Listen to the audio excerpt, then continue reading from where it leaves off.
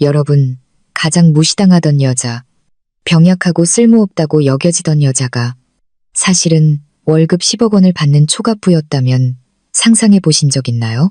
이것은 바로 김서연의 이야기입니다. 남편 박민준이 모든 자산을 빼앗고 다른 여자와 재혼하겠다며 잔인한 말을 남기고 병상에 버려진 아내 민주는 말했습니다. 고급 빌라와 모든 자산은 내가 다 가져다가 내 새 아내가 될 사람에게 넘겼어. 하지만 이틀 뒤 무슨 일이 일어났을까요? 민주는 패닉에 빠져 서연에게 전화를 걸었습니다. 그의 모든 재산이 순식간에 사라졌기 때문입니다. 여러분은 비밀을 간직한 서연이 어떻게 상황을 역전시켰는지 믿지 못할 겁니다. 마음 단단히 준비하세요.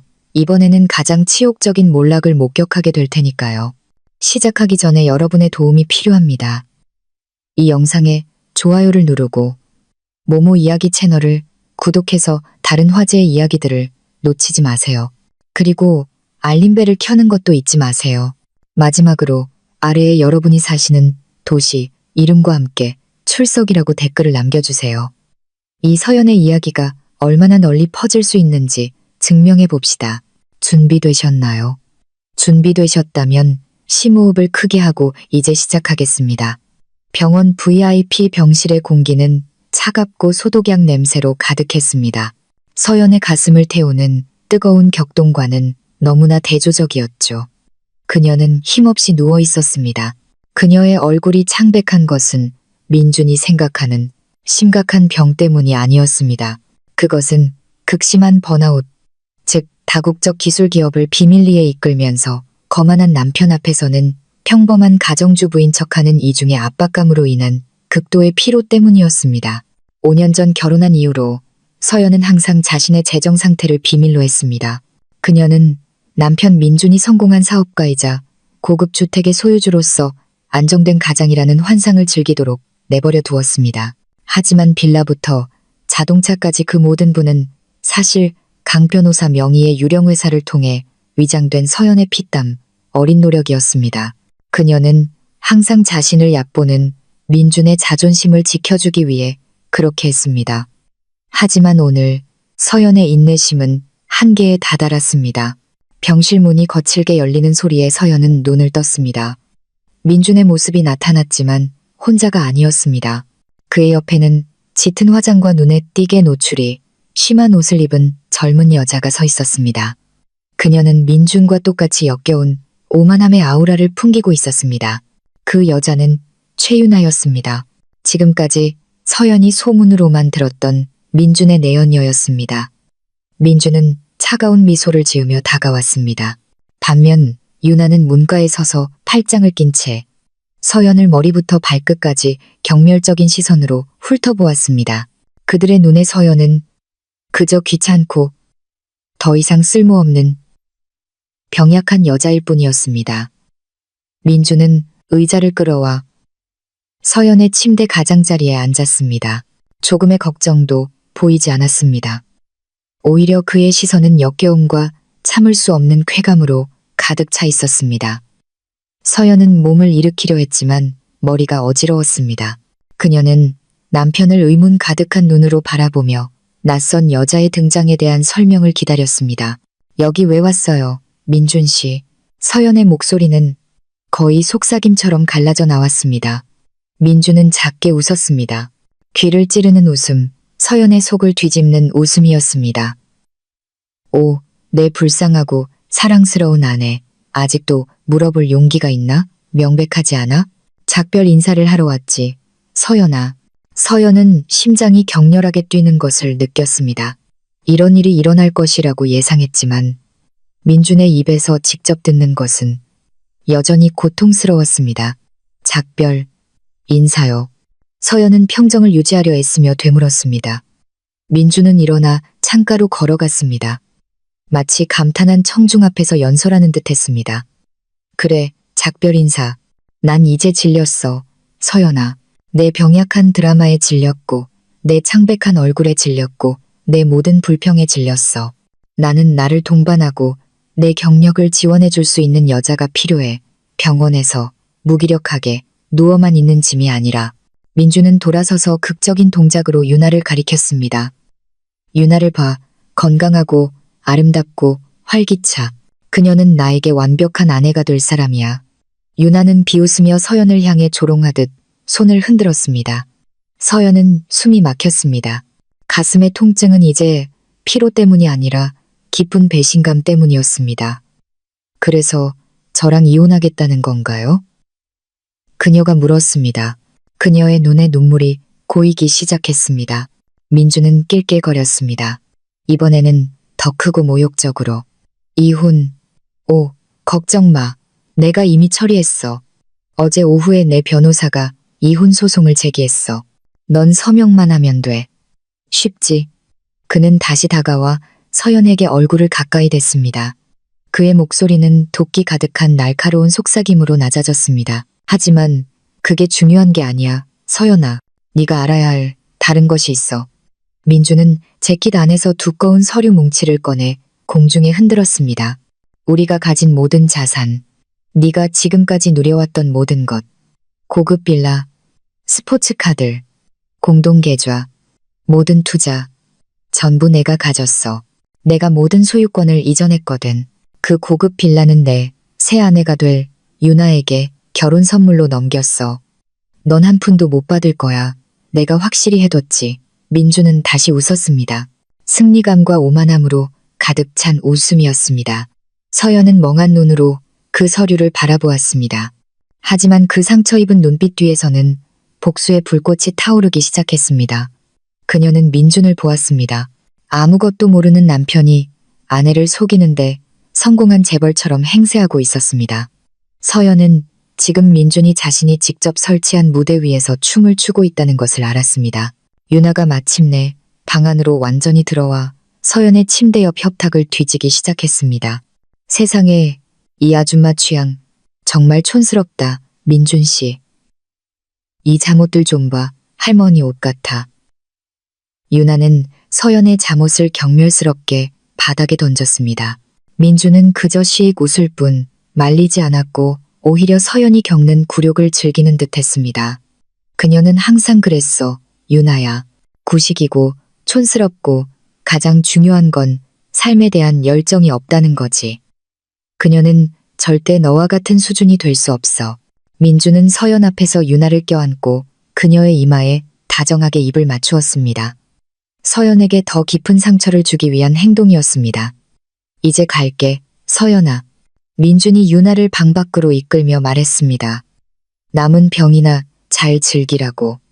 병원에서 나오면 그 집에 돌아올 생각은 꿈도 꾸지 마. 그 집은 이제 유나 거야. 우린 모레 결혼할 거니까. 지루했던 5년 고마웠다. 잘 가, 병약한 아내. 민준과 유나는 서연을 그 방에 홀로 남겨두고 떠났습니다. 마치 모든 것이 무너져 내린 듯한 상황에 놓인 채로 서연의 눈물이 쏟아졌습니다. 민준을 잃은 슬픔의 눈물이 아니라 이토록 무시당한 것에 대한 분노의 눈물이었습니다. 서연은 눈을 감고 고통이 지나가기를 기다렸습니다. 그들이 떠나자마자 그녀는 베개 밑에 숨겨둔 휴대폰을 즉시 집어들었습니다. 그녀의 손은 떨렸지만 그것은 나약함 때문이 아니었습니다. 그녀는 한 이름을 찾았습니다. 강 변호사. 강 변호사는 그녀의 개인 변호사였습니다. 그녀의 절친 지은을 제외하고 그녀의 진짜 정체를 아는 유일한 사람이었습니다. 그녀는 월 순수익이 10억 원에 달하는 인공지능 분야의 거대 기술 기업 CEO였습니다. 민주는 자신의 자만심에 너무 바빠 신경 쓰지 않았기 때문에 전혀 몰랐던 사실이었습니다. 지금까지 민준 명의의 자산은 강 변호사가 관리하는 위장 자산에 불과했습니다. 모든 것은 서연의 돈으로 구입되었고 민준이 내용을 자세히 읽지도 않고 서명한 혼전 계약서 때문에 쉽게 회수할 수 있었습니다. 강 변호사님, 지금 이쪽으로 와주세요. 서연이 말했습니다. 그녀의 목소리는 차갑고 위엄있게 돌변했습니다. 더 이상 약한 아내가 아닌 기업 리더의 목소리였습니다. 모든 자산 회수 서류를 가져오시고 민준 씨에 대한 이혼 소송을 준비해 주세요. 소송은 오늘 바로 제기되도록 해주세요.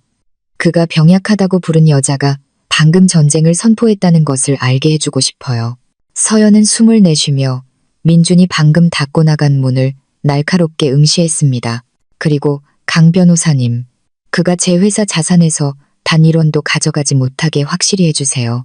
저는 그가 모든 것을 잃기를 바랍니다. 지금부터 10억 원 플랜을 실행합니다.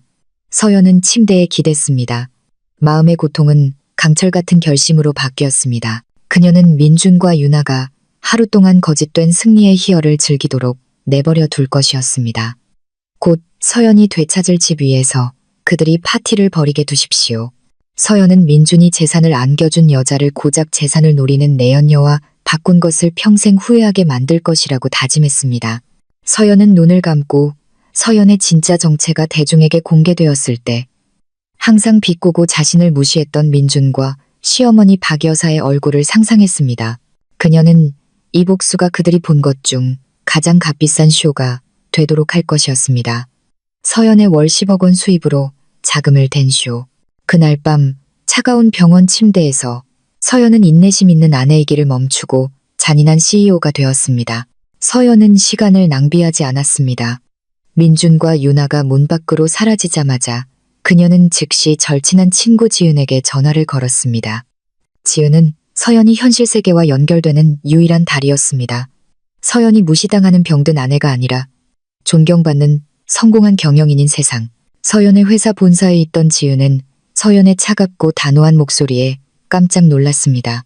서연은 민준의 모욕적인 방문과 이혼 통보, 그리고 자산 강탈 주장에 대해 간단히 설명했습니다. 오랫동안 서연에게 연기를 그만두라고 촉구해왔던 지은은 분노를 참을 수밖에 없었습니다. 내가 오래전부터 말했잖아. 서연아, 박민준은 기생충이야. 네가 만들어준 성공의 환상을 즐기면서 내 돈을 쓰는 법밖에 모른다고. 지은이 전화기 너머로 소리쳤습니다. 그녀의 목소리에는 짜증이 가득했습니다. 서연은 눈을 감았습니다. 나도 알아, 지은아. 하지만 이제 끝났어. 그가 선을 넘었어. 이 모든 게 자기 거라고 생각하고 다른 여자에게 줘버렸어. 그의 어리석음과 오만함이 아무런 대가 없이 지나가게 두지 않을 거야. 난 그가 모든 걸 잃었으면 좋겠어, 지은아. 돈뿐만 아니라 그의 자존심까지도. 정확히 30분 후 서연의 개인 변호사인 강 변호사가 서연의 VIP 병실에 도착했습니다. 강 변호사는 차분하고 지적이며 항상 단정하게 옷을 입는 중년 남성이었지만 누구도 따라올 수 없는 법률적 지략을 가지고 있었습니다. 그는 서연의 비밀 문서가 담긴 가죽 서류 가방을 들고 왔습니다. 강 변호사는 누워있는 서연을 보았지만 나약함을 보지 않았습니다. 그는 의뢰인의 눈에서 타오르는 불꽃을 보았습니다. 김 대표님, 전화 받았습니다. 박민준 씨의 처사에 대해 유감스럽게 생각합니다. 지시사항이 있으신가요? 그가 물었습니다. 그의 목소리는 격식 있었지만 충성심으로 가득했습니다. 서연은 강 변호사에게 옆에 앉으라고 요청했습니다. 그리고 그들은 10억 원 플랜에 대해 논의하기 시작했습니다. 이 계획은 소리 지름이나 물리적 다툼 없이 오직 법적으로 설계된 복수였습니다. 법원 명령, 은행 통지, 그리고 피할 수 없는 자산 회수를 통해서 말이죠. 서연은 민준이 자기 것이라고 주장하는 고급 빌라, 그가 자랑하는 2대의 스포츠카, 심지어 그가 관리하는 회사의 소수 지분까지 모든 주요 자산이 강 변호사가 전적으로 통제하는 법인을 통해 구매되었다고 설명했습니다. 민준은 단지 취약한 신뢰 관계에 따라 사용자 또는 소수 소유자로 등록되어 있을 뿐이었습니다. 강 변호사님, 민준 씨가 읽지도 않고 서명한 혼전 계약서, 즉 결혼 전 취득했거나 개인 투자를 통해 얻은 모든 자산은 제 개인 소유가 된다는 내용이 담긴 그 서류가 이혼 소송과 함께 제출될 준비가 되었는지 확인해 주세요. 서연이 베개에 몸을 기대며 말했습니다. 그리고 그가 유나에게 넘겨준 부동산 자산은 압류장이 최대한 빨리 집행될 수 있도록 해주세요. 그 집은 제 회사 자산입니다. 민준 씨는 그것을 이전할 권리가 없어요. 강 변호사는 옅은 미소를 지었습니다. 아주 쉽습니다. 김 대표님. 박민준 씨는 부주의한 사업가입니다. 그는 법적 세부사항을 확인하지 않고 사치만 즐겼습니다. 모든 자산은 이미 법적으로 보호되어 있습니다. 이혼 소송이 접수되는 즉시 모든 자산은 자동으로 동결되고 대표님 회사 명의로 회수될 준비가 됩니다. 은행 통지도 이미 처리해 두었습니다. 그가 공동 계좌라고 믿었던 모든 계좌는 그가 운영자금으로 사용했던 회사 계좌였습니다. 그리고 저는 은행에 그 잔액을 동결하고 인출하라고 지시했습니다. 법적으로 허용된 최소 금액만 남겨두고요. 서연은 만족스럽게 고개를 끄덕였습니다. 오늘 바로 실행해 주세요, 강 변호사님. 저는 민준 씨와 그의 새 아내가 될 유나가 성공의 환상 속에서 결혼하기를 바랍니다. 파티를 즐기게 두세요. 저는 그 잔액 및 자산 인출 통지가 그들을 위한 제 결혼 선물이 되기를 바랍니다. 서연은 미소 지었습니다. 민준이 온 이후 처음으로 진심 어린 미소였습니다. 하지만 그 미소는 차갑고 잔인하며 계산적이었습니다. 그날 오후 서연에게 지은이 찾아왔습니다. 지은은 서연의 옷과 퇴원 서류를 가져왔습니다. 서연은 병원에서 나가겠다고 고집을 부렸습니다. 그곳에 있는 것이 민준에게 자신이 정말 약하다는 생각을 하게 만들 뿐이라고 느꼈기 때문입니다. 돌아가야겠어, 지은아. 그 집이 아니라 본부로. 서연이 민준조차 존재를 모르는 일하고 고객을 만나는데 사용하는 비밀 아파트를 가리키며 말했습니다. 민준 씨와 박 어머님이 나중에 TV에서 내 단독 인터뷰를 꼭 보도록 해야 해. 그게 놀라움의 절정이 될 거야. 한편 도시 중심가의 한 고급 부티크에서 민준과 유나는 결혼 준비에 흠뻑 취해 있었습니다. 민준은 자신감이 넘쳤습니다. 그는 병든 아내를 버리고 자신이 자기 것이라고 믿는 모든 부를 빼앗고 야심찬 젊은 여자와 결혼하며 인생의 정점에 도달했다고 느꼈습니다.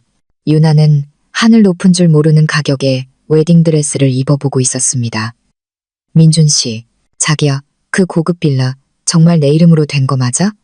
유나가 민준을 껴안으며 애교 섞인 목소리로 물었습니다. 그 병든 여자한테서 무슨 문제 생기는 거 싫어. 민준은 거만하게 웃었습니다. 물론이지. 자기야, 나는 사업가지 바보가 아니야. 모든 자산이 안전한지 확인해뒀어. 오늘 그 여자한테 이혼 서류도 보냈어. 그녀가 무력하게 누워있을 때 말이야. 그녀는 좋은 변호사를 고용할 능력조차 없을걸. 서연이 걱정은 하지마. 그녀는 이제 슬픈 과거일 뿐이야. 민주는 휴대폰을 꺼내 은행 앱을 열고 유나 앞에서 자신의 환상적인 계좌 잔고를 과시했습니다. 봐, 자기야. 우리 돈 아직 많아. 드레스에 돈 쓰는 거 망설이지 마. 다른 곳에서는 서연의 시어머니인 박 여사가 민준에게 전화를 걸었습니다. 평범한 집안 출신이라며 항상 서연을 비꼬고 무시했던 박 여사는 민준이 서연과 이혼하기로 한 결정을 매우 지지했습니다. 민준아, 그 서연이란 애 정리했다면서? 그녀가 기쁜 목소리로 물었습니다. 잘했다, 아들아. 그런 여자는 우리 집안의 부름만 가져올 뿐이야. 유나를 선택하렴. 그 애가 훨씬 품이 있고 내 격을 높여줄 수 있어. 민주는 뽐냈습니다. 물론이죠. 어머니, 그녀는 아무것도 못 얻을 거예요. 그 집은 유나에게 넘겼어요. 어머니는 안심하셔도 돼요. 병원에서 나오자마자 노숙자가 되게 만들 테니까요. 박 여사는 큰 소리로 웃었습니다. 그들 둘, 박 여사와 민주는 서연의 고통을 축하했습니다. 그들은 승리의 환상 매 순간을 즐겼습니다. 그들이 무력하다고 여겼던 한 여성이 배후에서 그들의 운명을 이미 결정했다는 사실을 깨닫지 못한 채였습니다. 해가 질 무렵 서연은 이미 자신의 비밀 아파트에 도착해 있었습니다. 그녀는 권위의 아우라를 풍기는 우아하고 값비싼 비즈니스 복장, 블레이저 정장으로 갈아입었습니다.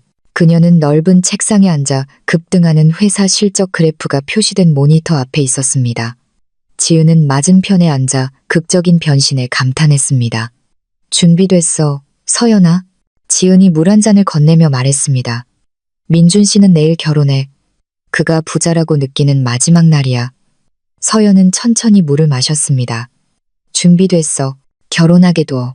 내가 그를 절망의 나락으로 떨어뜨리기 전에 그가 거짓된 행복의 절정을 맛보게 하고 싶어. 서연은 모니터를 돌려 휴대폰의 작은 카메라로 녹화한 영상을 보여주었습니다. 병원에서 잔인하고 모욕적인 말을 하는 민준의 영상이었습니다. 이건 법정에서 가장 강력한 증거가 될 거야, 지은아. 그리고 이건 TV 인터뷰의 예고편이 될 거고. 서연은 다시 강 변호사에게 전화를 걸었습니다. 강 변호사님, 민준 씨가 사용하는 모든 계좌의 잔액 인출 통지가 내일 아침 바로 그의 결혼식 날에 발송되도록 확실히 해주세요. 지체는 없습니다. 그 통지가 그들의 아침을 위한 서프라이즈가 되길 바랍니다. 강 변호사는 모든 것이 계획대로 진행 중이라고 전문적인 어조로 답했습니다. 서연은 통화를 마쳤습니다. 그녀는 아파트 창밖을 내다보며 불빛으로 장식된 도시의 아름다운 야경을 바라보았습니다. 그녀는 민준을 후회하지 않았습니다. 그녀가 후회하는 것은 가치 없는 남자의 자존심을 지키기 위해 약한 사람인 척하며 5년이라는 시간을 낭비한 것이었습니다. 이제 그 시간은 끝났습니다. 병약한 서연의 이야기는 오늘로 끝납니다. 내일 월 수입 10억 원의 CEO 김서연이 일어나 그녀의 모든 것을 되찾고 보너스로 민준과 박 여사를 그들의 오만의 왕좌에서 끌어내릴 것입니다. 그녀는 다시는 다른 사람이 자신의 노력, 힘, 그리고 특히 마음을 얕보는 것을 허락하지 않을 것입니다. 서연은 새로운 장을 즐길 준비가 되어 있었습니다. 민준을 끝없이 공황 상태로 만들 장을. 그날 아침 공기는 승리감과 오만함의 향기로 가득했습니다. 민준은 환한 미소로 잠에서 깼습니다. 오늘은 유나와의 결혼식 날이었습니다. 그가 공식적으로 모든 호화 자산의 단독 소유자가 되는 날. 그가 병이자 짐으로 여겼던 서연을 제거하는 날. 그는 5성급 호텔에 있었습니다. 그와 유나가 호화로운 피로연을 열 장소였습니다. 민준은 거울에 비친 자신의 모습을 보며 당당하고 성공적이라고 느꼈습니다. 그의 생각 속에서 그는 운명을 조롱하고 서연이라는 걸림돌을 제거하는데 성공한 진정한 승자였습니다. 그가 준비를 위해 움직이기 직전 그의 휴대폰이 여러 은행으로부터 반복적인 알림으로 울렸습니다. 민준은 그것을 무시했습니다. 아침부터 오는 판촉 메시지나 스팸이라고 생각했습니다. 하지만 알림은 계속해서 절박하게 울렸습니다. 약간의 짜증과 함께 그는 은행 앱을 열었습니다.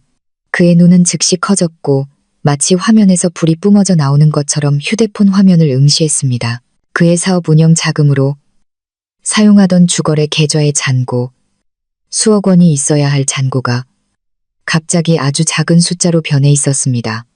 겨우 몇백만 원만 남아 있었습니다. 그의 다른 예금 계좌에서도 같은 일이 일어났습니다. 이게 뭐야? 이 망할 은행에 무슨 일이야? 민준이 소리치며 휴대폰을 침대에 던졌습니다.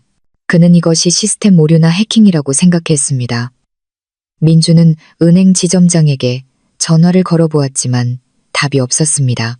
식은땀이 그의 이마를 적시기 시작했습니다. 어떻게 이럴 수 있지? 그는 이 결혼식 비용을 위해 이틀 전에 큰 금액을 인출했었습니다. 그 잔고는 안전했어야 했습니다. 그는 스스로를 진정시키려 애썼습니다. 아마도 일시적인 오류일 것이다. 다른 방에서는 유나도 준비 중이었습니다. 그녀는 값비싼 웨딩드레스를 입고 환하게 빛나고 있었습니다. 그녀는 부유한 남자와 결혼하고 고급 빌라를 선물로 받으며 인생의 정점에 도달했다고 느꼈습니다. 유나는 메이크업 아티스트에게 자신의 새 다이아몬드 반지를 자랑했습니다. 이것 봐요. 이것도 선물이에요. 민준 씨가 말하길 그 고급 빌라는 이미 내 이름으로 되어 있대요. 나는 거기서 대저택의 안주인이 될 거예요. 그녀가 자랑스럽게 말했습니다. 갑자기 유나의 방문이 민준에 의해 벌컥 열렸습니다.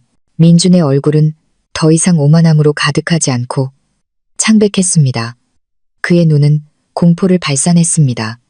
유나야, 뭔가 잘못됐어. 내 모든 계좌 잔고가 거의 다 인출됐어. 이건 불가능해. 민준이 유나의 팔을 움켜쥐었습니다. 미소 짓던 유나는 이제 이마를 찌푸렸습니다. 뭐라고? 인출. 우리 결혼식 날에 감히 누가 당신 돈을 인출해. 민준 씨. 틀림없이 서연이야. 그 병든 여자가 복수하는 거야. 민준은 공황 상태에서 고개를 저었습니다. 아니, 불가능해. 그녀는 마비된 채로 병원에 누워 있어. 그녀는 아무런 힘이 없어. 게다가 이건 내 회사 운영 계좌지. 공동 계좌가 아니야. 민주는 방안을 서성거렸습니다. 그의 공황은 유나에게 전염되었습니다. 결혼식은 몇 시간 후에 시작될 예정이었고 그는 호텔에 남은 비용을 지불할 현금이 충분하지 않다는 것을 막 깨달았습니다. 다른 곳에서는 민준의 어머니인 박 여사가 옛집에서 준비를 하고 있었습니다. 그녀는 민준에게 축하 전화를 걸었습니다. 그녀의 목소리는 기쁨으로 가득했습니다. 내 아들, 오늘이 최고의 날이구나. 드디어 그 재수 없는 여자에게서 해방되었구나. 네가 유나와 결혼해서 엄마는 정말 기쁘다. 민주는 당황한 기색을 감추려 목소리를 가다듬었습니다. 네, 어머니, 감사합니다. 그런데 어머니, 은행에 기술적인 문제가 좀 생겨서요. 집에 현금 좀 있으세요? 조금 보내주실 수 있을까요? 나중에 갚을게요. 민주는 어머니에게 사실대로 말할 용기가 없었습니다. 그는 박 여사가 경로하여 결혼식을 망칠까봐 두려웠습니다. 민준과 유나가 갑작스러운 재정적 공황과 싸우는 동안 서연은 자신의 비밀 아파트에서 평온한 아침을 즐기고 있었습니다. 그녀는 이미 강 변호사로부터 보고를 받았습니다. 모든 잔액 인출 지시는 아침 8시 정각에 성공적으로 실행되었습니다. 서연은 만족스럽게 미소 지었습니다. 완벽한 아침 서프라이즈였습니다. 그녀는 호화로운 서재 의자에 앉아 있었습니다. 역시 신이 난 듯한 지은과 함께였습니다. 그의 반응이 어떨 것 같아, 지은아? 서연이 허브차를 마시며 물었습니다. 지은은 작게 웃었습니다. 틀림없이 민준 씨는 지금 머리 잃은 닭처럼 뛰어다니고 있을 거야. 그는 이게 기적이라고 생각할걸. 그가 버린 병든 여자가 이 모든 것의 배우라고는 절대 생각하지 못할 거야. 지은은 자랑스럽게 서연을 바라보았습니다. 이제 네가 준비할 시간이야. 메이크업과 의상팀이 곧 도착할 거야. 오늘 밤 단독 인터뷰에서의 내 모습을 진짜 폭탄으로 만들어야 해. 그 단독 인터뷰는 서연의 비밀 무기였습니다. 그녀는 자신의 회사의 성공과 글로벌 확장 계획에 대해 이야기하도록 초대받았습니다. 그녀는 한 가지 조건으로 동의했습니다. 인터뷰는 황금 시간대에 방송되어야 하며 그녀가 자신의 삶의 이야기에 대해 조금 밝힐 것이라는 조건이었습니다. 목표는 단지 부를 과시하는 것이 아니라 민준과 박 여사에게 공개적으로 자신의 진짜 정체를 밝혀 그들이 서연을 약하고 가난한 여자라고 믿었던 환상을 산산조각 내는 것이었습니다. 오후에 민준과 유나의 결혼식은 떠들썩하게 거행되었습니다. 하지만 민준의 억지 미소 뒤에는 그를 계속 갉아먹는 불안감이 있었습니다. 그는 계속해서 휴대폰을 보며 은행이나 변호사로부터의 답장을 기다렸지만 아무 소용이 없었습니다. 그는 호텔 직원과 공급업체에 지불하기 위해 가지고 있던 남은 현금을 모두 써야 했습니다. 유나는 뭔가 잘못되었다고 느꼈지만 침착함을 유지하려 했었습니다. 그녀는 박민준의 아내라는 새로운 지위와 그녀를 기다리는 고급 빌라의 약속에만 집중했습니다. 민준과 유나가 하객들과 사진을 찍고 있을 때 강 변호사가 호텔 로비에 나타났습니다. 그는 하객으로 온 것이 아니었습니다. 그는 서연의 대리인으로 왔습니다. 강 변호사는 차분하지만 단호한 걸음으로 민준에게 다가갔습니다. 민준의 얼굴은 즉시 굳어졌습니다. 강 변호사님, 무슨 일이시죠? 하객으로 오셨나요? 그가 미소를 지으려 애쓰며 물었습니다. 강 변호사는 그 미소에 답하지 않았습니다. 박민준 씨, 저는 제 의뢰인 김서연 씨를 대신하여 왔습니다. 오늘 공식적으로 이혼 소송을 제기했으며 당신을 위한 법원 소환장을 가져왔습니다. 강 변호사는 두꺼운 봉투를 건넸습니다. 이 소송에는 또한 당신이 지금까지 사용해온 제 의뢰인 회사 명의 모든 부동산 및 차량 자산에 대한 동결 및 회수 통지서가 동봉되어 있습니다. 당신이 당신 소유라고 주장하는 집과 당신이 운전하는 스포츠카를 포함해서요. 민주는 피가 빠져나가는 것을 느꼈고 얼굴은 병원에 있을 때의 서연보다 더 창백해졌습니다. 뭐라고? 그럴 리가. 그 자산은 내 거야. 서연이는 그렇게 많은 돈이 없어. 그녀는 내가 부양하는 병든 여자일 뿐이야. 그가 높은 목소리로 외쳤습니다. 강 변호사는 고개를 저었습니다. 김서연 씨는 현재 수조원의 가치를 지닌 기술회사 이노테크 글로벌의 CEO입니다.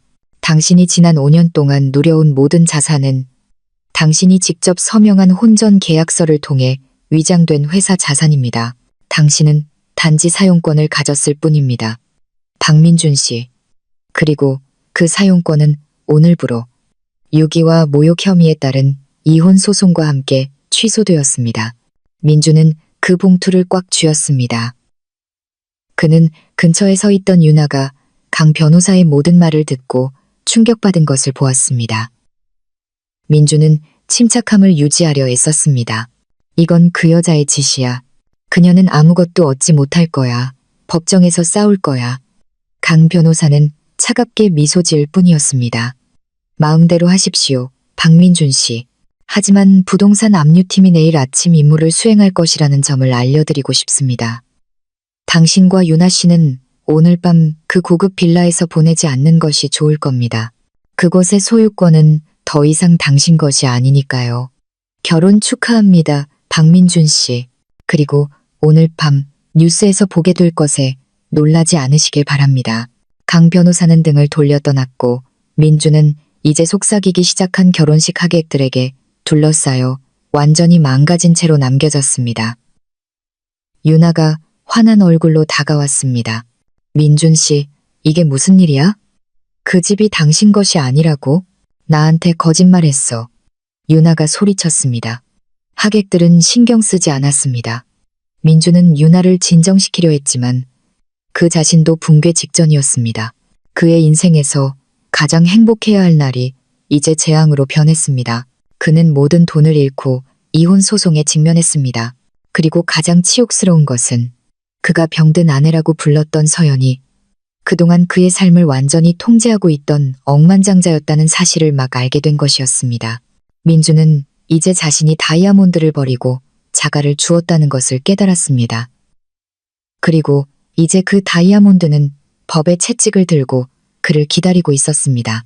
민준과 유나에게 최고의 행복의 절정이 되어야 했던 결혼식 밤은 피할 수 없는 악몽으로 변했습니다. 호텔 로비에서 강 변호사와의 치욕적인 대면 후 민준은 유나를 방으로 끌고 갔습니다. 민준의 감정은 분노, 타는 듯한 수치심, 그리고 엄청난 공황 사이를 오갔습니다. 그는 테이블을 내리치고 음료를 쏟고 마치 온 세상이 그를 상대로 음모를 꾸민 것처럼 소리쳤습니다. 사랑으로 가득했던 유나는 이제 분노에 찬 모습이었습니다. 그녀의 값비싼 웨딩드레스는 무겁게 느껴졌고 그녀가 막 느낀 불행한 운명을 반영했습니다. 민준 씨, 말해봐요. 농담 아니죠? 그 집 당신 거 아니에요? 차들도? 유나가 요구했습니다. 그녀의 목소리는 칼날처럼 날카로웠습니다. 서연이가 당신이 부양하는 가난한 여자라고 했잖아요. 당신은 엄청난 거짓말쟁이야. 민주는 좌절감에 머리를 쥐어뜯었습니다. 거짓말 아니야. 난 내 거라고 확신했어. 내가 할부금을 냈고 내가 관리했어. 그는 유나를 설득하려 했지만 목소리가 떨렸습니다. 그의 마음은 치명적인 의심으로 가득 차기 시작했습니다. 서연이 수조 원대 기술회사의 CEO라는 강 변호사의 말이 망치처럼 그를 강타했습니다. 그럴 리가 없어. 병약하고 집안일과 방에 있는 낡은 책들에만 몰두하던 서연이. 그들은 결혼을 축하하는 대신 격렬하게 논쟁하고 서로를 비난하며 그날 밤을 보냈습니다. 유나는 속았다고 느끼며 화를 냈습니다. 그녀는 민준의 부가 가짜라는 것을 알고 결혼했습니다. 민준은 5년 동안 자신이 깨닫지 못한 채 서연에게 부양받는 꼭두각시에 불과했다는 사실을 막 깨닫고 화를 냈습니다. 밤 10시 민준은 박 여사에게 전화를 걸었습니다. 결혼 피로연에서 넘치는 자부심으로 막 돌아온 박 여사는 기쁘게 전화를 받았습니다. 무슨 일이니, 아들아? 엄마가 보고 싶었구나. 첫날 밤은 어땠니? 민주는 더 이상 참을 수 없었습니다. 어머니, 지금 집으로 오셔야 해요. 우리 큰일 났어요. 민주는 강 변호사의 방문, 이혼 소송, 그리고 가장 심각한 아침의 집 압류 위협에 대해 이야기했습니다. 즐겁게 웃던 박 여사는 이제 침묵했습니다. 뭐라고? 집이 압류된다고? 그럴 리가. 그 서연이란 애는 아무것도 없는 여자야. 그냥 협박일 거야. 민준아, 당황하지 마. 협박이 아니에요. 어머니. 강 변호사가 서연이는 기술회사 CEO라고 했어요. 수조 원의 자산을 가지고 있대요. 우리 지금 거기 가서 귀중품 다 챙겨야 해요, 어머니. 그들이 오기 전에요. 민준이 소리쳤습니다. 민준의 공황 상태는 박 여사가 상황이 심각하다는 것을 마침내 깨닫게 했습니다. 박 여사는 기사에게 서둘러 이제 소유권이 박탈될 고급 빌라로 데려다 달라고 요청했습니다. 한편 서연은 다음 날 밤 TV 인터뷰를 위해 비밀 아파트에서 피팅을 하고 있었습니다. 그녀는 강 변호사의 보고서를 보고 있었습니다. 민준과 유나는 아직 호텔을 떠나지 않았고 박 여사는 그 집으로 가고 있었습니다. 서연은 옅은 미소를 지을 뿐이었습니다. 민준은 너무 오만해서 이게 현실이라고 믿지 않을 거야. 강 변호사님, 내일 아침에 그들이 놀라게 놔두세요. 다음 날 아침, 민준과 유나는 호텔에서 서둘러 그 고급 빌라로 향했습니다. 그들은 문 앞에 이미 부동산 압류팀 로고가 붙은 큰 트럭이 주차되어 있는 것을 보고 놀랐습니다. 민준은 택시에서 뛰쳐나왔습니다. 그의 얼굴은 잠을 설쳐 헝클어졌고 눈은 충혈되어 있었습니다. 이봐요, 뭐 하는 겁니까? 여기는 내 집이에요. 들어오면 안 돼요. 민준이 문자물쇠를 열고 있는 건장한 2명의 직원에게 소리쳤습니다. 팀장 역할을 하는 한 직원이 강 변호사가 서명한 법원에 압류 명령서를 보여주었습니다. 죄송합니다, 선생님. 이 서류에 따르면 이 부동산과 그 안의 모든 물건은 이노테크 글로벌 회사의 자산이며 저희는 오늘부로 회수 및 비우도록 명령받았습니다. 당신은 이 부동산에 대한 법적 권리가 더 이상 없습니다. 민준은 그 서류를 찢었습니다. 아니, 이건 속임수야. 내 변호사에게 전화할 거야. 당신들은 이럴 수 없어. 갑자기 박 여사가 현장에 도착했습니다. 아들이 직원들과 다투는 것을 보고 그녀는 차에서 즉시 뛰어내렸습니다. 멈춰요. 이 집 건드리지 마세요. 내 아들이 소유자예요. 그 재수 없는 서연이는 어디 있어요? 나와서 나랑 마주하라고 해요. 박 여사가 히스테릭하게 소리쳤습니다. 압류팀장은 침착함을 유지했습니다. 저희는 법원 명령을 집행할 뿐입니다. 부인, 협조하지 않으시면 경찰을 부를 수밖에 없습니다. 민준, 박 여사, 그리고 유나는 집 안으로 서둘러 들어가 귀중품을 챙기려 했습니다. 하지만 그들은 거실에서 멈춰섰습니다. 그들은 서연의 친구인 지은이 호화로운 거실 소파에 편안하게 앉아있는 것을 보았습니다. 강 변호사와 건장한 개인 경호원 몇 명과 함께였습니다. 지은은 비꼬는 미소를 지었습니다. 좋은 아침입니다. 박민준 씨, 유나 씨, 그리고 박 어머님. 지은이 꾸며낸 친절한 목소리로 인사했습니다. 결혼 축하드려요. 하필이면 잘못된 때에 결혼하셨네요. 저희는 서연이에게서 온 뒤늦은 결혼 선물을 받으러 왔습니다. 민주는 떨리는 손가락으로 지은을 가리켰습니다. 지은이, 너는 분명 서연이의 수족이야. 내 아내는 어디 있어? 오라고 해. 내가 얘기 좀 해야겠어. 지은은 뜨거운 커피를 한 모금 마셨습니다. 서연이는 여기 없어요. 민준 씨. 바쁘거든요. 이런 저급 드라마에 낭비할 시간이 없어요. 그녀는 CEO예요. 기억해요? 하지만 메시지를 남겼어요. 민준 씨의 모든 개인 물품은 4개의 상자에 담겨 길가에 놓일 겁니다. 나머지는 저희가 압류해야 할 회사 자산입니다. 박 여사는 히스테릭하게 소리쳤습니다. 개인 물품 안 돼. 이 가구들, 이 장식품들, 이 화병, 이 모든 건 우리 거야. 우리가 즐겼다고 강 변호사가 앞으로 나섰습니다. 죄송합니다, 박 어머님. 모든 가구, 그림, 전자제품, 심지어 테이블 위에 저 화병까지 모두 위장된 본사 비품으로 기록되어 있습니다. 모두 김서연 대표님 회사 명의로 구매되었습니다. 박민준 씨는 그의 옷, 면도기, 칫솔에 대한 권리만 있습니다. 그게 전부입니다. 민준은 세상이 무너지는 것을 느꼈습니다.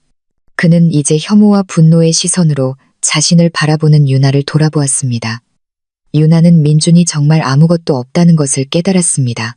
그가 자랑했던 모든 부는 단지 빌린 자산에 불과했습니다. 거짓말쟁이, 민준 씨, 부자라고 했잖아. 성공한 사업가라고 했잖아. 알고 보니 당신은 당신이 병약하다고 부른 아내에게 부양받는 기생충에 불과했어.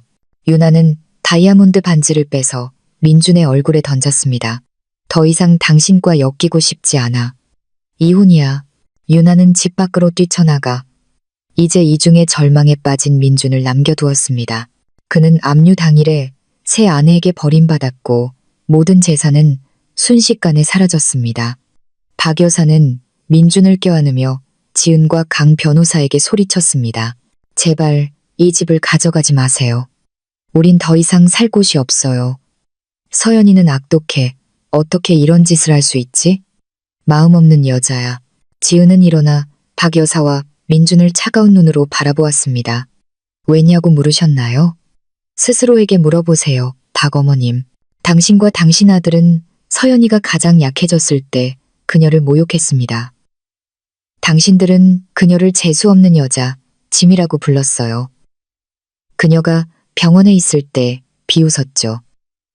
그녀가 병원에 있을 때 비웃었죠. 그녀가 병원에 있을 때 지금 서연이가 하는 일은요? 이건 범죄가 아니에요.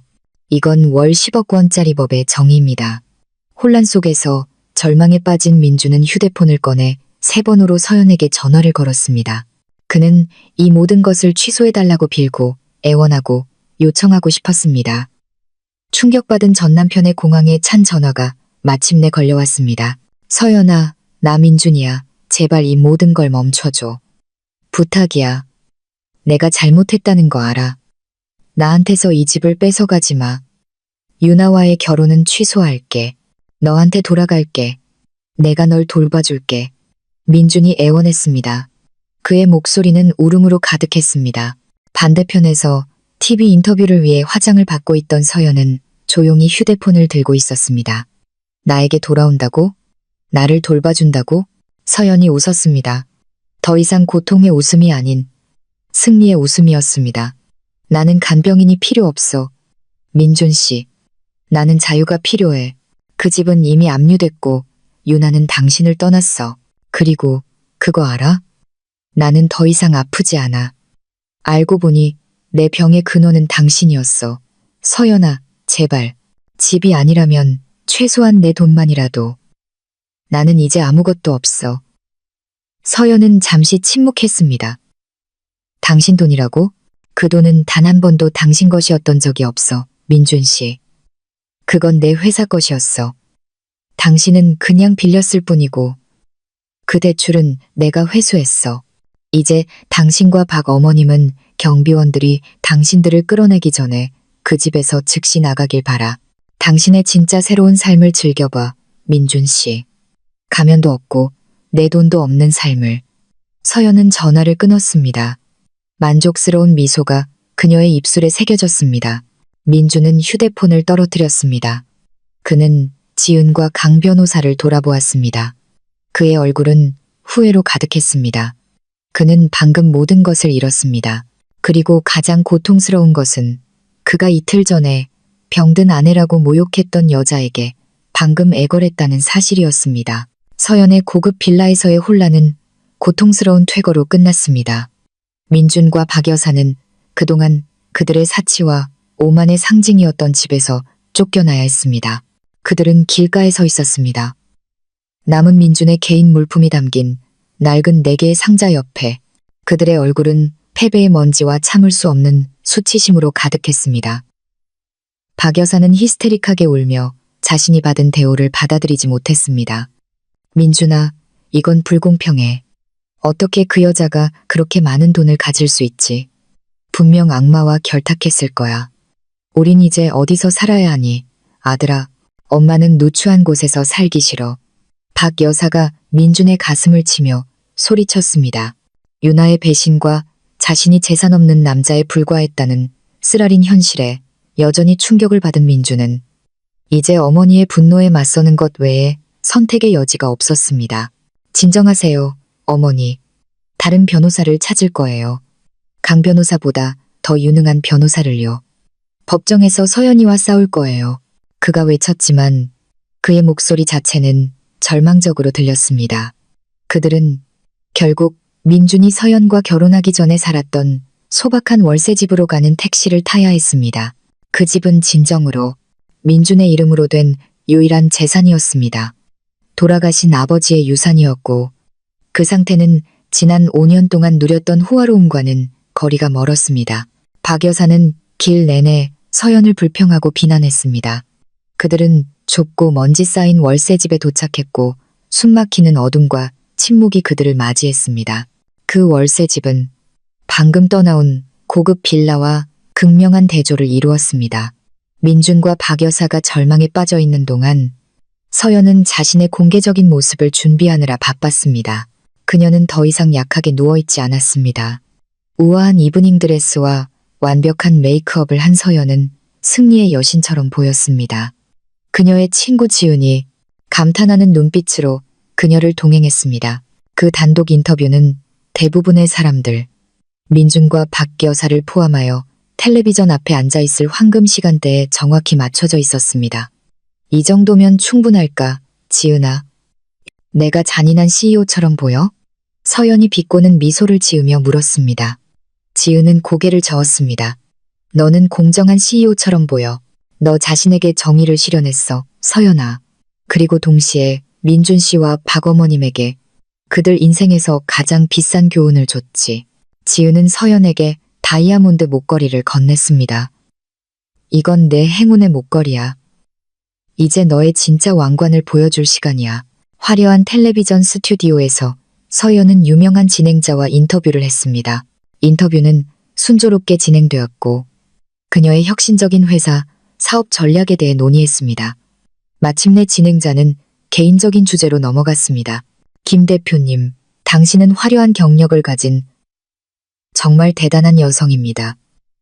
하지만 최근에 개인적인 삶에 약간의 격동이 있었다고 들었습니다. 시청자 여러분과 조금 공유해 주실 의향이 있으신가요? 서연은 숨을 들이마셨고 그녀의 날카로운 눈빛은 카메라를 꿰뚫으며 마치 민준과 박 여사에게 직접 말하는 것 같았습니다. 물론 공유하겠습니다. 왜냐하면 저는 이것이 세상의 많은 여성들에게 중요한 교훈이 될 것이라고 믿기 때문입니다. 서연이 차분하고 위험 있는 목소리로 말했습니다. 지난 5년 동안 저는 제 가치를 전혀 몰랐던 한 남자의 그늘 아래서 살았습니다. 저는 그의 자존심을 상하게 하지 않기 위해 제 정체와 부를 숨기기로 선택했습니다. 저는 그가 집, 차, 그리고 실제로는 제가 비용을 댄 사치를 즐기도록 내버려 두었습니다. 그리고 그 남자의 반응은 어땠나요? 진행자가 극적인 억양으로 물었습니다. 그 남자, 그는 저를 병약한 아내라고 부르며 병상에 저를 버리고 제 회사 자산을 모두 빼앗아 다른 여자에게 주려고 했습니다. 그는 저에게 도전했습니다. 그는 모든 자산이 이미 내게서 빼앗겼다고 말했습니다. 서연이 대답했습니다. 그녀는 그리고 미소 지었습니다. 스튜디오 전체를 침묵하게 만든 미소였습니다. 저는 그의 도전을 받아들였습니다. 제 모든 것을 되찾는 데는 단 이틀이면 충분했습니다. 저는 모든 대출금을 회수하고 회사 자산의 사용권을 취소했으며 이혼 소송을 제기했습니다. 그리고 가장 중요한 것은 저는 이 모든 것을 미소 지으며 했다는 것입니다. 왜냐하면 저는 그가 방금 월 10억 원의 삶을 안겨준 여자를 잃었다는 것을 알았기 때문입니다. 서연은 강력한 메시지로 이야기를 마쳤습니다. 결코 한 여성을 얕보지 마세요. 때로는 침묵과 부드러움이 가장 큰 힘의 가면입니다. 그 가면이 벗겨지는 순간 당신들은 모욕의 결과를 목격하게 될 것입니다. 한편 어두컴컴한 월세집에서 민준과 박 여사는 낡은 텔레비전으로 그 인터뷰를 보고 있었습니다. 그들은 침묵했고 튀어나올 듯한 눈으로 화면을 응시했습니다. 빛나는 서연의 얼굴, 호화로운 드레스, 그리고 월 10억 원 수입에 대한 고백이 폭풍처럼 그들을 덮쳤습니다. 민준아, 저거 서연이잖아. 그녀가 그 회사 주인이라고 말하고 있어. 그녀가 지금까지 우리를 부양해 온 거라고. 박 여사가 소리쳤습니다. 그녀의 목소리는 이제 분노가 아닌 두려움으로 가득했습니다. 민주는 말을 할 수 없었습니다. 그는 이틀 전에 모욕했던 여자가 이제 상상할 수 없는 부의 왕관을 쓰고 영광의 왕좌에 앉아 있는 것을 보았습니다. 민주는 자신이 얼마나 어리석었는지 깨달았습니다. 그는 단지 충실한 아내를 버린 것이 아니라 그의 부와 안락함의 원천을 버린 것이었습니다. 민준의 공황은 이제 깊고 역겨운 후회로 변했습니다. 그가 병원에서 내뱉었던 모든 잔인한 말들이 이제 그의 머릿속에서 맴돌며 그 자신의 어리석음의 증거가 되었습니다. 이럴 리가 없어, 어머니. 이건 속임수야. 그냥 복수하고 싶은 거야. 우리를 대중 앞에서 바보로 만들고 싶은 거라고. 민주는 부인하려 했지만 목소리가 갈라졌습니다. 그는 마음속 깊은 곳에서 서연이 말한 모든 것이 반박할 수 없는 진실이라는 것을 알았습니다. 인터뷰가 끝나는 순간 민준의 휴대폰이 울렸습니다. 강 변호사의 번호였습니다. 민준은 망설이며 받았습니다. 여보세요. 강 변호사의 목소리가 저편에서 차분하게 들렸습니다. 박민준 씨, 당신과 박 어머님께서 김 대표님의 인터뷰를 보셨기를 바랍니다. 이혼 소송과 자산 회수가 다음 단계로 진행될 것임을 알려드리기 위해 전화했습니다. 그리고 추가 정보로 저희 팀이 방금 당신이 월세집 앞에 주차해둔 스포츠카 2대를 가져갔습니다. 그 차량도 회사 자산입니다. 김 대표님의 인터뷰 재방송을 즐기십시오. 그게 당신에게 남은 유일한 오락거리일 겁니다. 강 변호사는 민준에게 응답할 기회를 주지 않고 전화를 끊었습니다. 민준은 휴대폰을 바닥에 떨어뜨렸습니다. 그는 월세집 밖으로 뛰쳐나갔습니다. 집 앞에서는 큰 견인차 2대가 방금 그의 사랑하는 스포츠카 2대를 끌고 가고 있었습니다. 그 차들은 그의 자존심의 상징이었습니다. 이제 그들은 사라졌습니다. 민준은 소리쳤습니다. 그의 목소리는 부서졌습니다. 그는 집과 돈뿐만 아니라 이제 괜찮은 차조차 없었습니다. 그는 정말로 원점으로 돌아왔습니다. 하지만 이번에는 자존심도 없이 박 여사가 뛰쳐나왔습니다. 차들이 끌려가는 것을 보고 그녀는 민준을 껴안았습니다. 아들아, 우리는 그녀에게 빌어야 해. 사과해야 해. 그 여자를 되찾아야 해. 그녀가 우리의 유일한 희망이야. 민준은 어두운 밤하늘을 올려다보았습니다. 그의 눈물은 땀과 섞였습니다.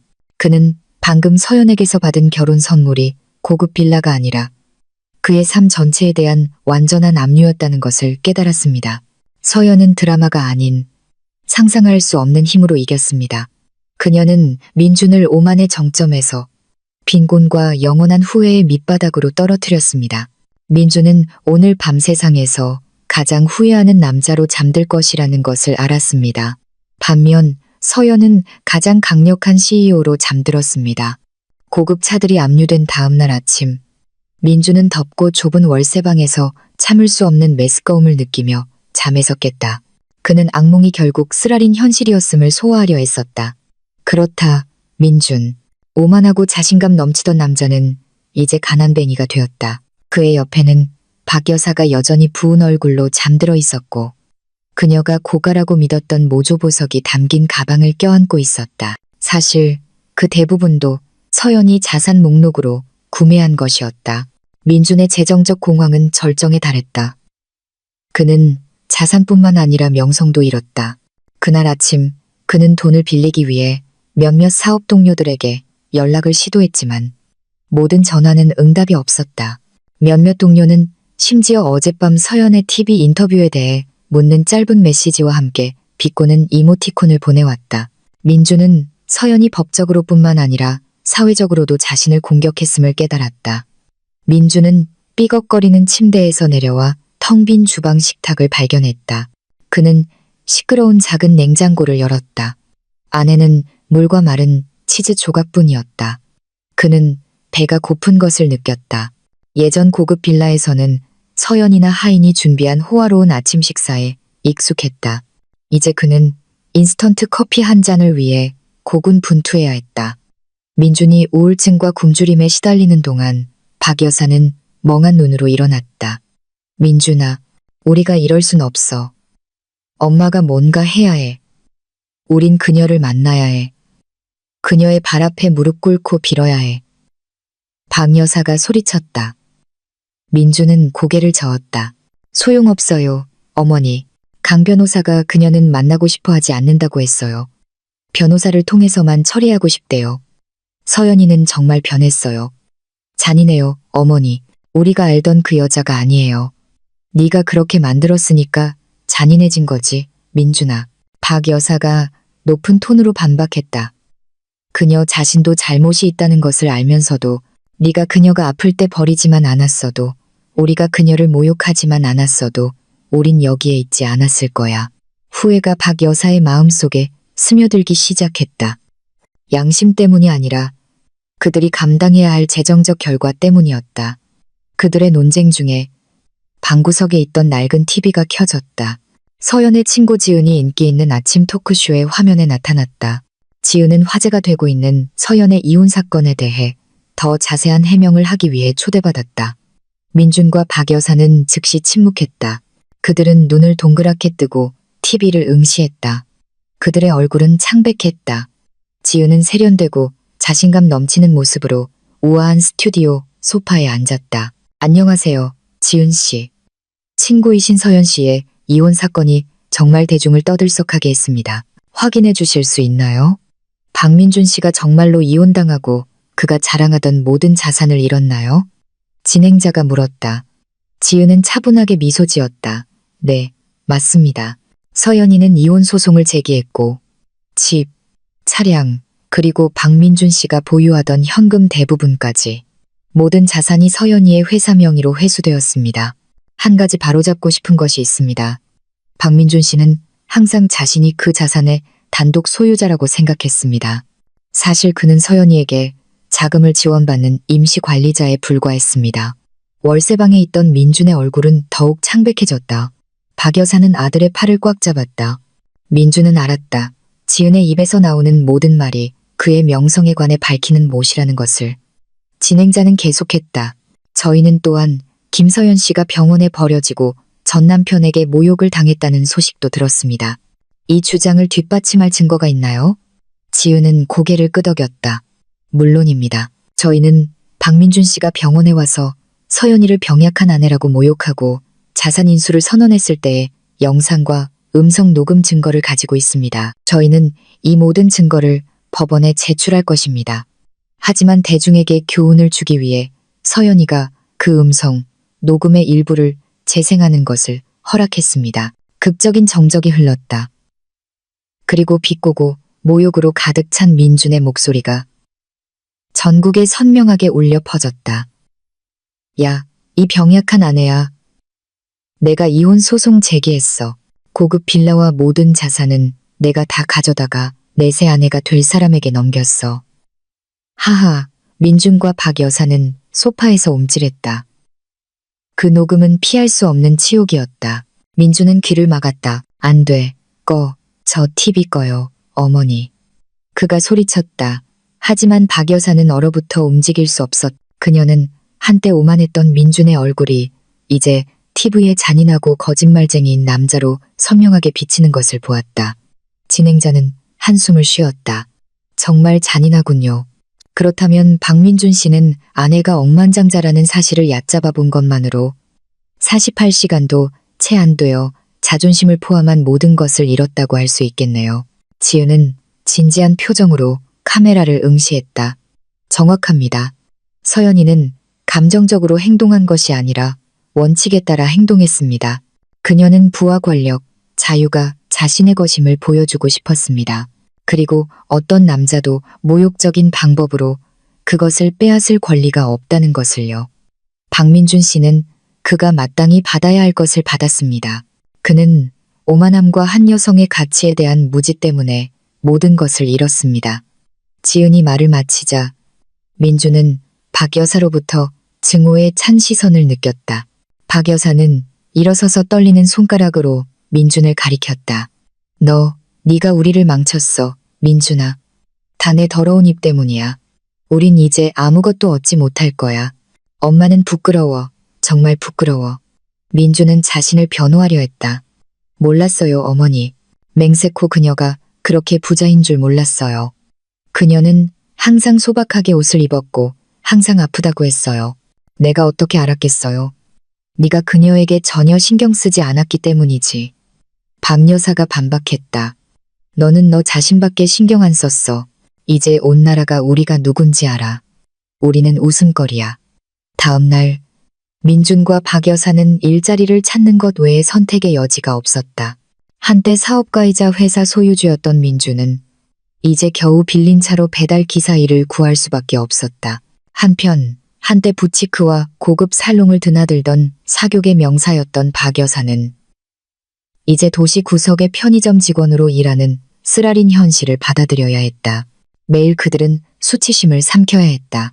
몇몇 고객들은 서연의 인터뷰와 토크쇼에서 그들을 알아보고 동정의 눈길을 보내거나 심지어 날카로운 비꼬는 말을 던졌다. 민준과 밤 여사는 서연의 복수가 돈에 관한 것이 아니라 모욕에 관한 것임을 깨달았다. 서연은 온 나라 앞에서 공개적으로 그들의 모욕에 보복했고 그들의 자존심이 산산조각 나도록 만들었다.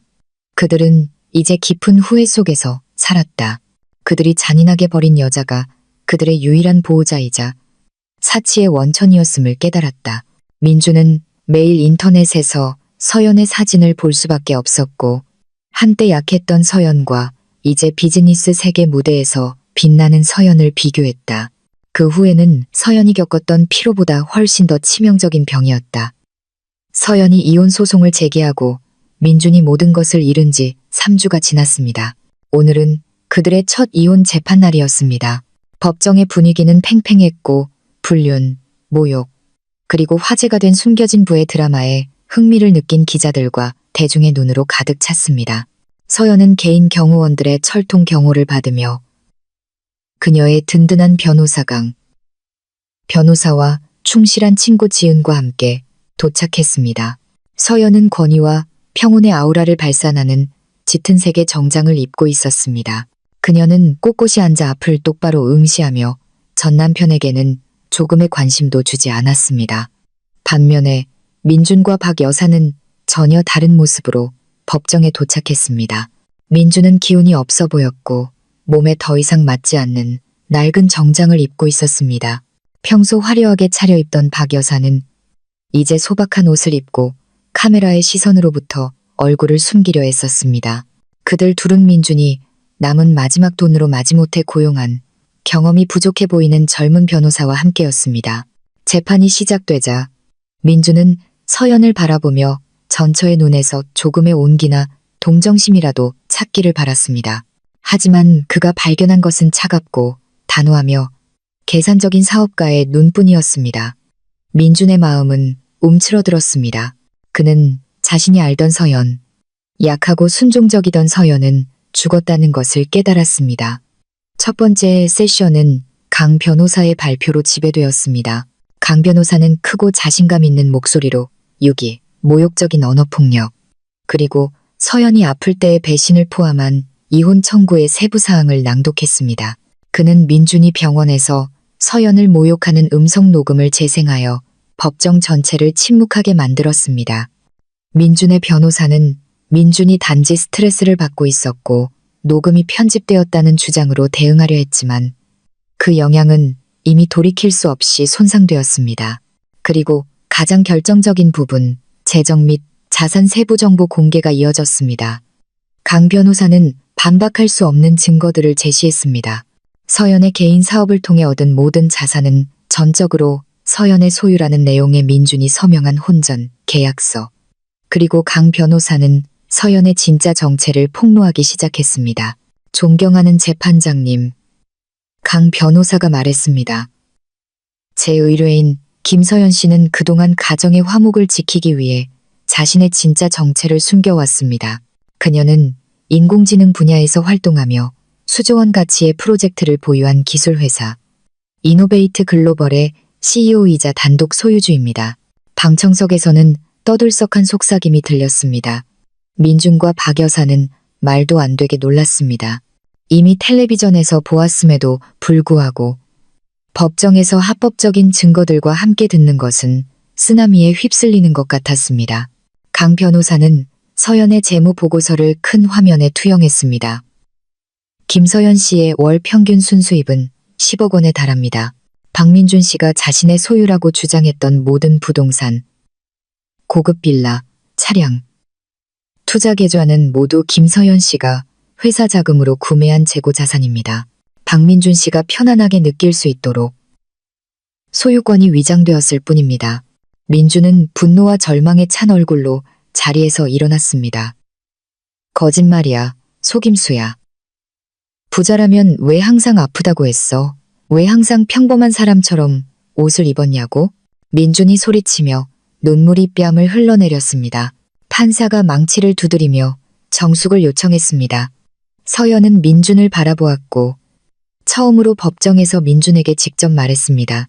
내가 아팠던 건 당신의 거짓말을 덮어주고 당신의 자존심에 돈을 대느라 너무 지쳤기 때문이에요. 민준 씨.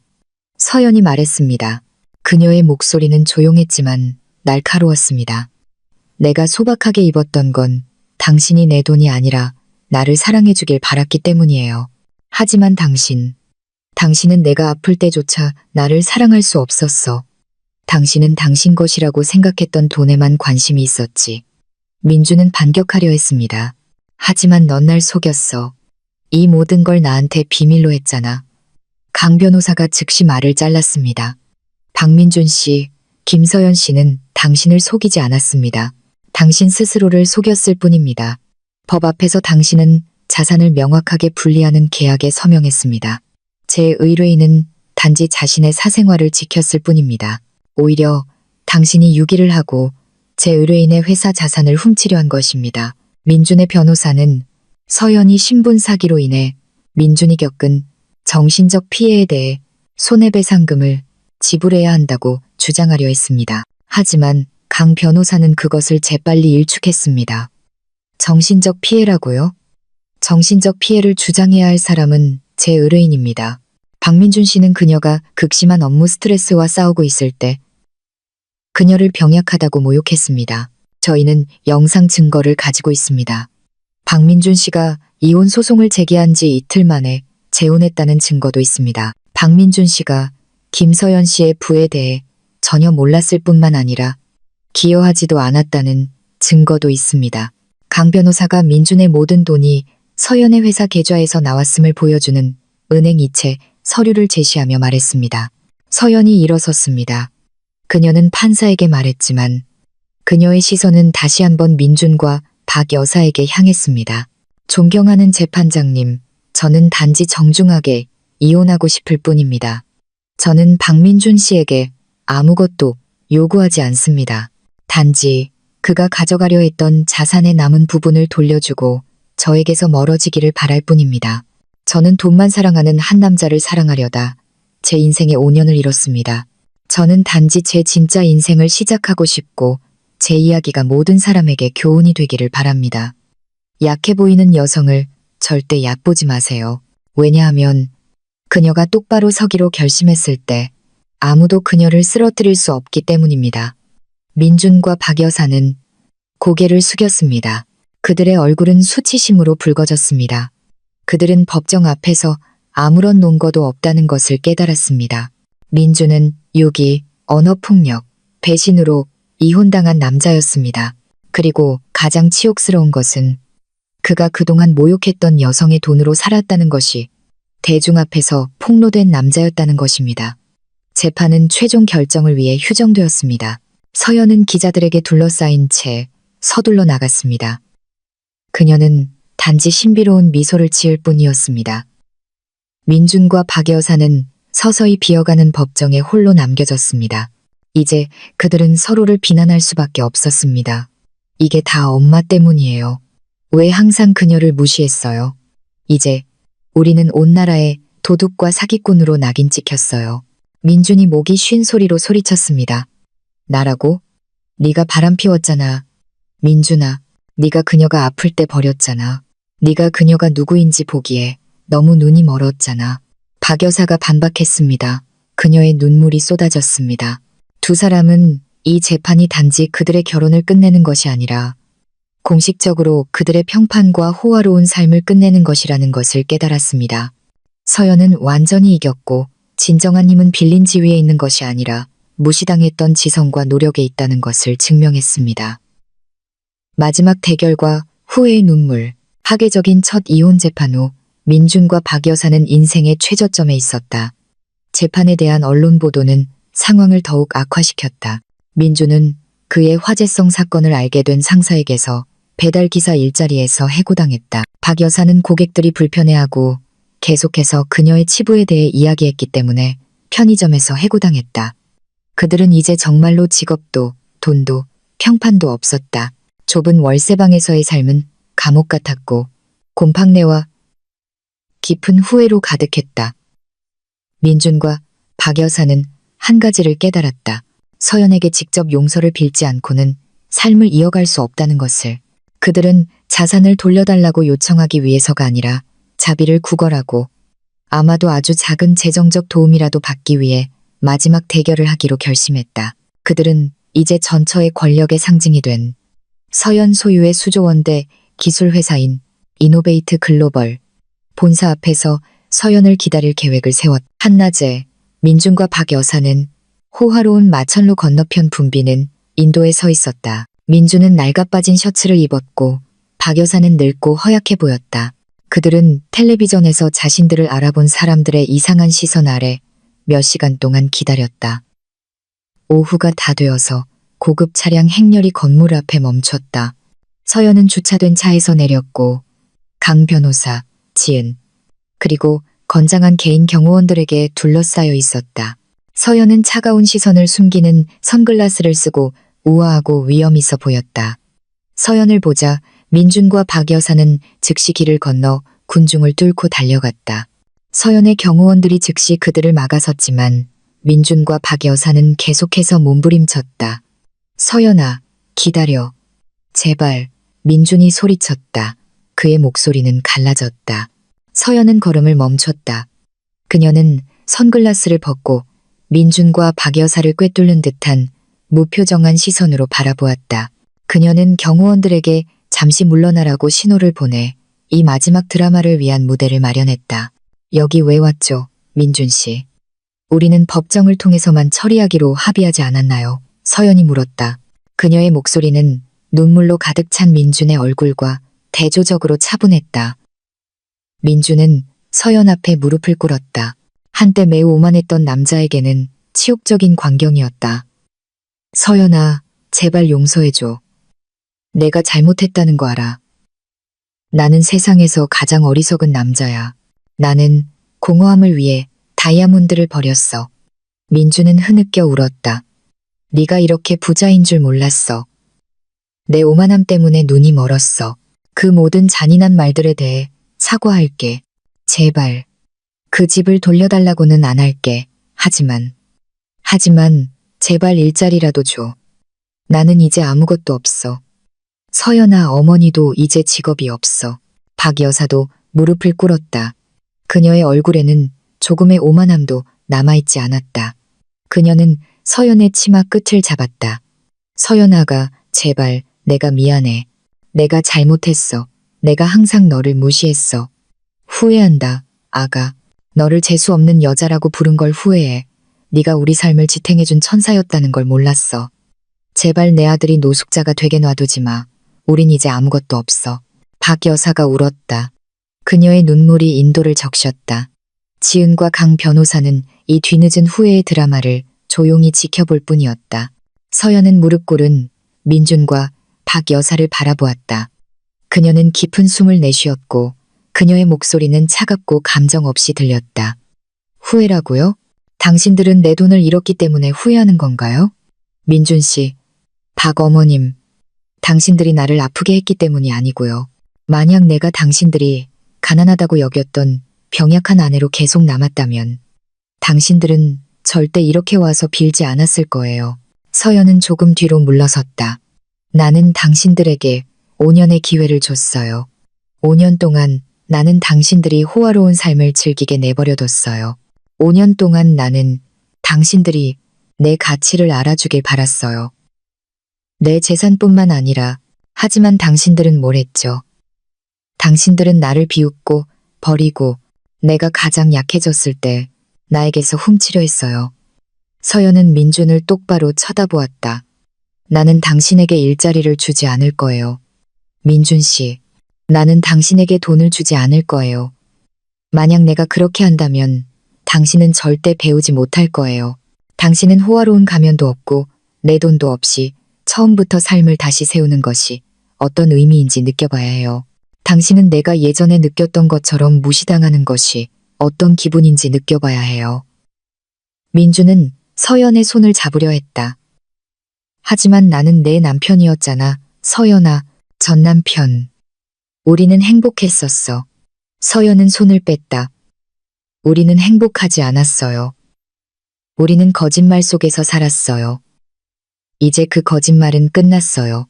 나는 진짜 김서연이 되었고 이 세상에 더 이상 당신을 위한 자리는 없어요.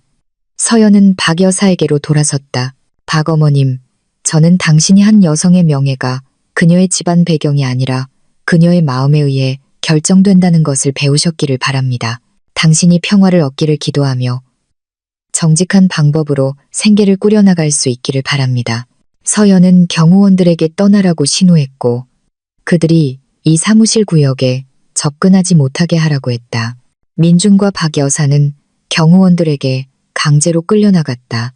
민준은 계속해서 서연의 이름을 부르며 몸부림쳤지만 서연은 이미 뒤돌아보지 않고 그 웅장한 건물 안으로 걸어 들어갔다.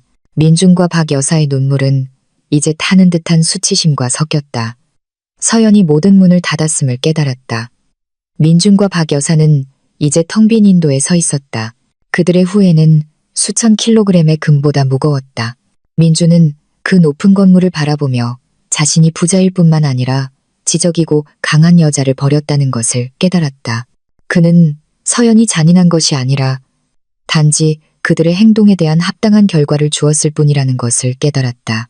민주는 울고 있는 어머니를 껴안으며 그들의 삶이 완전히 망가졌고 그 파괴는 자신들의 소행이라는 것을 깨달았다. 이 마지막 대결은 단지 사실을 확인시켜 주었을 뿐이다. 서연은 앞으로 나아갔고 그들 둘을 후회로 가득 찬 과거에 남겨두었다.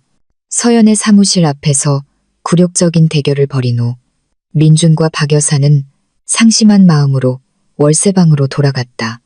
그들은 더 이상 돌아갈 길이 없다는 것을 깨달았다. 서연은 재정적으로 뿐만 아니라 감정적으로도 문을 닫았다. 그들의 후회는 이제 서연 앞에서 벌이는 드라마가 아니라 그들이 짊어져야 할 실질적인 짐이 되었다. 매일 민주는 압류 당일에 그를 버리고 간 전세 아내인 유나에게 연락을 시도했다. 그는 유나가 최소한의 공감이나 어쩌면 돈이라도 남아있기를 바랐다. 하지만 그의 모든 전화는 받지 않았다. 민주는 마침내 유나가 예전에 빌렸던 고급 아파트를 찾아가기로 결심했다. 그는 불안한 마음으로 그곳에 도착했다. 유나의 아파트 문 앞에서 민주는 차가운 얼굴의 경비원에게 환영받았다. 죄송합니다, 선생님. 유나 씨는 2주 전에 이사했습니다. 이 아파트를 비우고 임대 계약을 해지했습니다. 경비원이 짧게 말했다. 이사요? 어디로 이사했나요?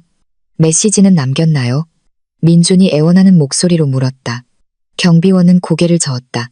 유나 씨는 아무런 메시지도 남기지 않았습니다. 그냥 큰 여행 가방을 들고 떠났습니다. 안에 모든 물건은 이미 가져갔습니다. 서두르는 것 같았습니다. 민주는 몇 번이고 세상이 무너지는 것을 느꼈다. 서연을 대신하기 위해 선택한 여자, 유나. 행복과 지위를 가져다 줄 것이라고 믿었던 여자. 알고 보니 민준에게 재산이 없다는 것을 알자마자 흔적도 없이 그를 버렸다. 유나는 단지 자산을 노렸을 뿐이었다. 그리고 그 자산이 사라지자 유나도 사라졌다. 민주는 유나가 얼마나 위선적이었는지 그리고 유나를 서연과 비교했던 자신이 얼마나 어리석었는지 깨달았다. 서연은 불을 숨겼지만 항상 충실하게 그의 곁을 지켰다. 유나는 돈이 있을 때만 나타났다.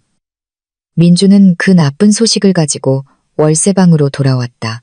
불안하게 기다리던 박 여사는 즉시 히스테릭해졌다. 뭐라고? 그 여자가 떠났다고? 빌어먹을 년. 우리 돈만 원했던 거야. 염치도 없는 것. 박 여사가 분노를 터뜨리며 소리쳤다. 됐어요, 어머니. 그 여자도 나보다 나을 게 없어요. 우리 둘 다 재물에 눈이 멀었을 뿐이에요. 민준이 나직이 말했다. 그는 이제 정말로 후회하는 듯 들렸다. 이스라림은 민준이 상황을 탓하는 것뿐만 아니라 자신의 잘못을 보기 시작하게 만들었다. 민준과 박 여사의 재정 상황은 최악에 이르렀다. 그들은 마지막 남은 개인 물품들을 팔기 시작했다. 민준이 서연의 돈으로 산 시계, 박 여사가 자랑하던 모조 보석들. 판매 수익은 며칠 동안 먹고 살기에 겨우 충분했다. 그들은 어쩔 수 없이 반찬도 거의 없는 밥을 먹었다. 과거에 항상 즐겼던 호화로운 음식 축제와는 고통스러운 대조를 이루었다.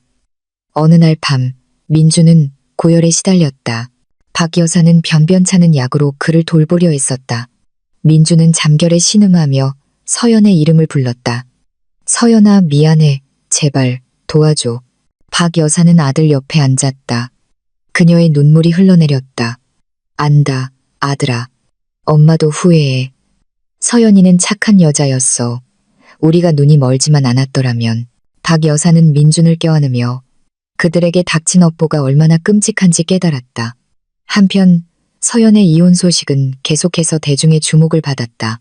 서연은 지은과 강 변호사와 함께 기자회견을 열었다. 이 기자회견은 그녀의 드라마에 관한 것이 아니라 서연의 자선 발표에 관한 것이었다. 서연은 민준의 시도로부터 구제한 돈의 대부분을 자선과 빈곤 아동을 위한 학교 건립에 기부하겠다고 발표했다. 저는 오만함을 위해 오용된 돈이 선행에 사용될 수 있다는 것을 보여주고 싶습니다. 저는 이 돈이 불운을 가져오는 것을 원하지 않습니다. 이것이 저뿐만 아니라 많은 사람들에게 새로운 시작이 되기를 바랍니다. 서연이 카메라 앞에서 진심 어린 미소를 지으며 말했다.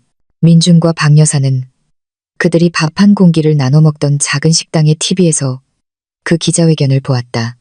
민준은 화면을 응시하며 이제 고귀한 아우라를 발산하는 서연을 보았다. 그녀는 정말 대단한 여자야. 민준이 속삭였다. 그의 목소리는 뒤늦은 감탄으로 가득했다. 그녀는 부자일 뿐만 아니라 황금의 심장을 가졌어. 그리고 나는 그녀를 버렸어. 박 여사는 소리 없이 울었다. 그녀는 자신이 모욕했던 여자인 서연이 이제 영웅이 된 것을 보았다. 그녀는 서연의 운명과 자신들의 운명을 비교했다. 서연은 일어섰고 그들은 쓰러졌다. 박 여사는 아들 민준이 한 푼도 없이 월세방에서 아파 누워있는 것을 보았을 때 그가 선택한 여자에게 버림받고 세상에 잊혀졌을 때 진정한 후회가 찾아온다는 것을 깨달았다.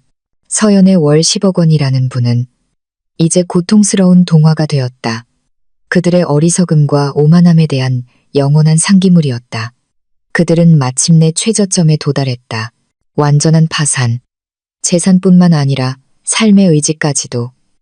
그들은 더 이상 도움이 없다는 것을 알았다.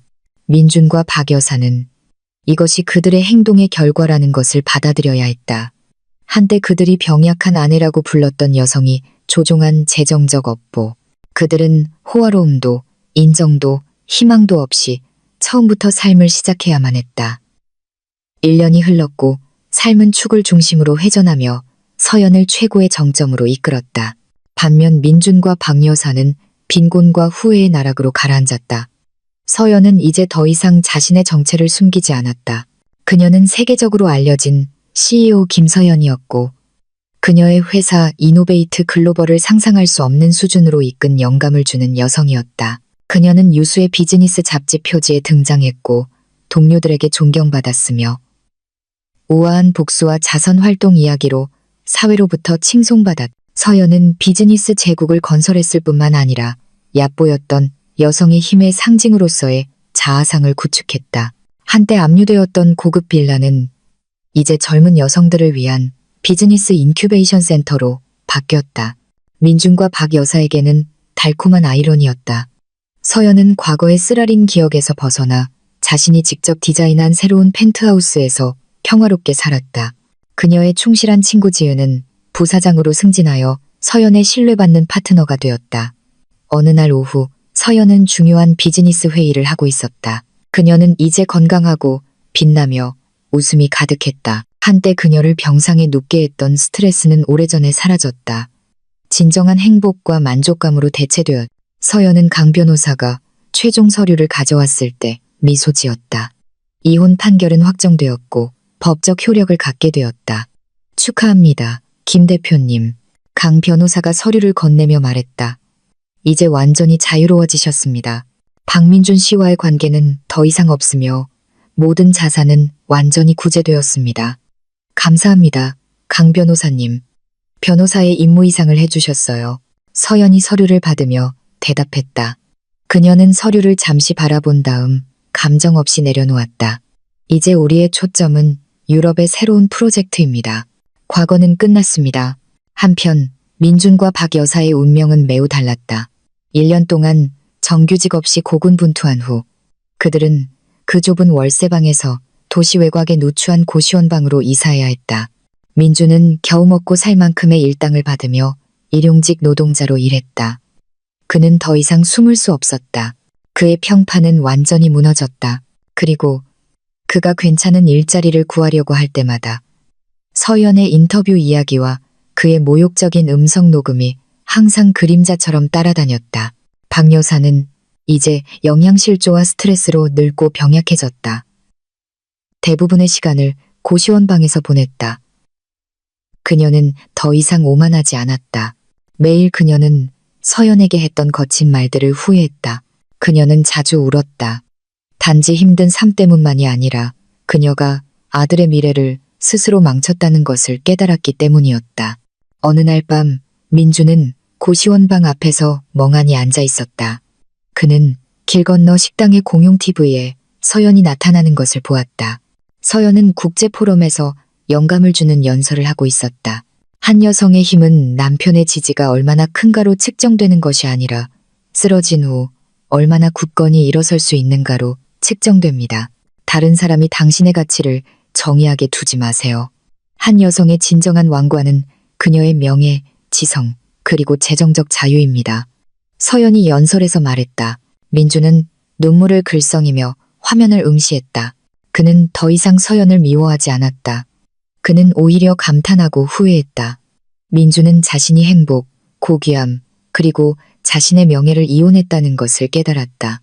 그는 그에게 모든 것을 준 여자를 순간의 오만함과 바꿨다. 그 후에는 이제 그가 가진 유일한 자산이 되었다. 고시원방에서 박 여사가 약한 목소리로 민준을 불렀다. 민준아, 엄마가 너한테 사과하고 싶어. 엄마가 잘못했어. 엄마가 너를 오만한 남자로 만들었어. 우리가 서연이에게 못된 짓을 했어. 지금 이게 우리 업보야, 아들아. 민주는 들어가 어머니를 껴안았다. 우리는 이걸 받아들여야 해요. 어머니, 서연이가 옳았어요. 우리는 처음부터 다시 시작해야 해요. 이번에는 오만함도 없고 다른 사람의 권리를 뺏으려는 시도도 없이요. 도시의 다른 편에 있는 서연은 새로운 성취를 축하하고 있었다. 그녀는 더 이상 사랑이나 복수를 찾지 않았다. 그녀는 자기 자신과 자신의 일에서 진정한 사랑을 찾았다. 그녀는 자주 지은 강 변호사와 저녁 식사를 하며 그들의 자유와 성공을 축하했다. 서연은 새로운 끝이 누군가의 아내가 아닌 강인하고 존경받는 김서연으로서 자신의 운명을 지배하는 끝이라는 것을 보여주었다. 그녀는 모욕과의 싸움에서 이겼고 그 명예의 왕관은 이제 그녀의 머리 위에 완벽하게 자리 잡았다. 내 친구 여러분, 이것이 서연의 이야기의 끝입니다. 기억하세요. 약해 보이는 여성을 절대 얕보지 마세요. 왜냐하면 그녀가 일어설 때 그녀는 결코 도움을 요청하지 않을 것이기 때문입니다. 서연은 우리에게 명예와 자존심이 수조원보다 훨씬 더 가치 있다는 것을 가르쳐 주었습니다.